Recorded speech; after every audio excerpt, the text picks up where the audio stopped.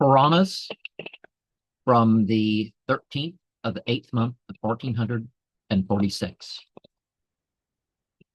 Some will know what comes before by theology. Others will look at time, place, or later additions.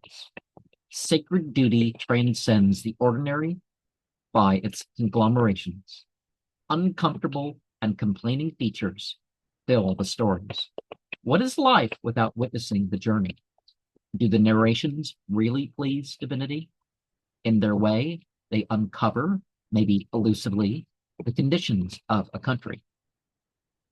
Now, the Ramayana is known as having been composed and then related and given divine approval as the story goes. There's different types of origin stories for some of these texts.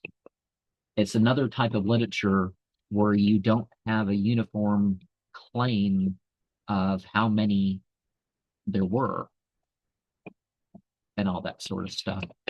And there's definitely evidence that the Ramayana changed over time because there's over 300 extant versions of it.